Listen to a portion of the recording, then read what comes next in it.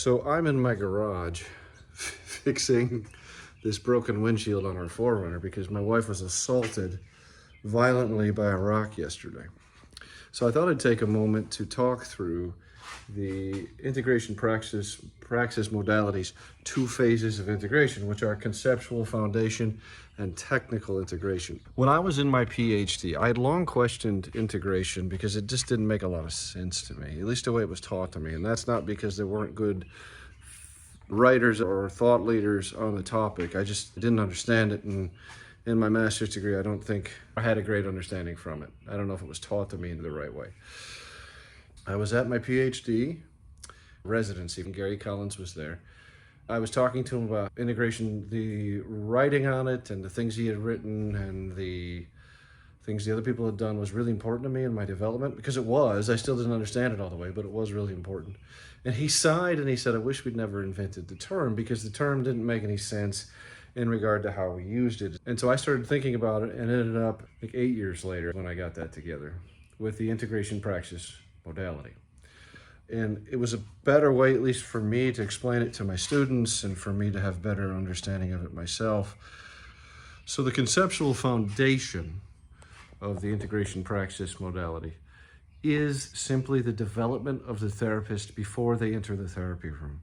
The internal work you do as a human being and the sanctification process that you go through, they say, participating in things like the spiritual disciplines, attendance of church, advancing your understanding of the Bible, those kind of basic things that refine you and make you into a more Christ-like person. And then we have the development of a biblical filter. As that process happens, the idea is that you develop a filter as a therapist, and then you are able to discern what theory, what technique is contrary or conflicts with the truths of the Bible. And then you're able to root those out and then practice from specific Christian perspective. So Christianity essentially becomes your foundation and framework for practice, because you've discerned and filtered everything out, and then you have what's left, okay? And then the second phase is technical integration.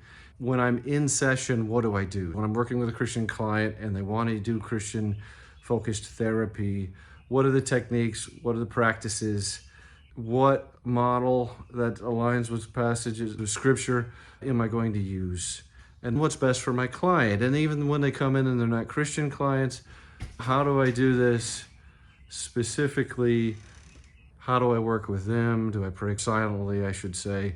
And do I change my technique and practice in the process?